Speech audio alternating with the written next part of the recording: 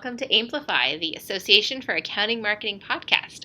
My name is Jessica Levin with 7 Degrees Communications, and today I'm here with the fabulous Joe Rotella from Delphia Consulting. Hi, Jessica. Hello.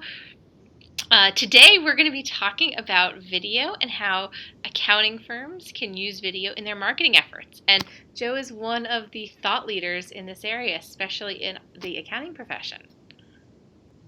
Well, I appreciate those kind words. But it's easy to just see what folks do on the internet, copy it, and apply it to our industry. Just tweak it a little bit, tends to work great. Okay, so pretend I'm an accounting firm marketing director, and I'm trying to figure out the best way to leverage video in my marketing plan. What are some of the first steps that you would take? I think right up front, I'd be sure that I really understand my brand, and I would think about whatever I was going to do and have a plan.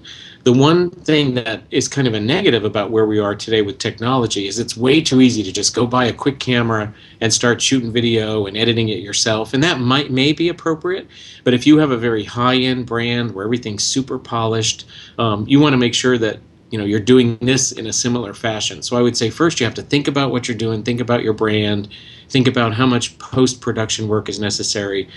But the thought as to whether or not video is good, that's a no-brainer. John Jansen's book, Duct Tape Marketing, says folks have to get to know, like, and trust you, then try you out before they buy, repeat, and refer. Video is such an easy way for folks to feel like they know you and like you and even trust and try you out. We like seeing people's facial expressions. We can see whether or not they're really being authentic. I mean, Jessica, how many times have we been on a conference call where we've pushed mute and maybe multitasked just a little bit? You can't do that with video. Okay, so you bring up an excellent point. You and I are here on Skype. You're in Columbus, Ohio. I'm in New Jersey, and we're conducting this interview. Now, this is what I might call, grassroots efforts. We're using Skype. We're using a free recorder, and there's very little production other than what's going to get done on the back end. Would this type of thing be appropriate for a firm, or are they really going to have to invest in some more high-tech equipment and some professional production people? I think it depends on what you're trying to do and what stage you're in the marketing cycle and where your prospect or your client base is. For Delphia, as an example, we have clients all over the country. And we're not going to fly all over to make a face-to-face presentation or to walk people through a proposal. So I send them a $90 webcam. If it's worth me responding to an RFP, it's worth $90 for a webcam. And then I say, hey, let's meet and we can do it face-to-face. Whoever's on the other end kind of feels like, woohoo, I got a present, I got a webcam. And suddenly we're having conversations just like you and I are, rather than just a voice on a phone. So I think this kind of video is fabulous for face-to-face virtual. What would that be, Jessica? Face-to-face with a prospect, even with a client. If they're a good client to you, it's worth sending them a $90 webcam. They're going to be thrilled, and you're going to be able to have conversations like this. In terms of video for your firm, I wouldn't use this webcam approach because you become like me right now, a talking head. But I would use just an inexpensive, camera and film the messages you're trying to communicate. And there are lots of potential messages out there. Okay, so we've almost divided this into sales and marketing. And the sales approach where we're just trying to get better face-to-face contact with our clients. Even if they're across town, it might not be as easy for us to get to their office. And this is so much better to interact than on the phone, like you said. But when we're looking at it from a marketing, from a messaging, branding perspective, then we want to look at maybe investing in some higher equipment, looking at bringing in outsiders to help us. What about actually buying high-end equipment and having that in your firm? Well, we have a full-time videographer here at Delphia, and many folks met him at AIM. His name is Will. That investment was worth it for us because for what I would spend to have even one video produced outside the firm, I now have somebody here full-time who's making videos of our stuff constantly. There are little messages that we use. If we're doing a webinar, instead of just posting it on our site as is, we can post a video and say, hi, I'm Joe. I'm going to be your speaker next Tuesday, and this is what we're going to talk about, and I hope you'll join me. And we share it on LinkedIn and all over the place. Customer testimonials now. Instead of a written paragraph, we love working with Delphia. It is that paragraph because we need the words for SEO on our website, but it's also a video. And we like to go to our clients' sites if we can and say, hey, we want to film you there. If you've got a company that makes, M&Ms, how cool is it if they were standing in front of whatever machine is that squirts the chocolate inside that little shell while they're talking about your cool firm? And when we don't travel to go to a client's site to get a testimonial, we'll hire a local video person. We'll search for them on video forums and say, hey, we're paying this amount of money for you to go interview someone for an hour. We give you the questions. We've even sent people webcams and said, you get to keep it if we can record a Skype testimonial from you.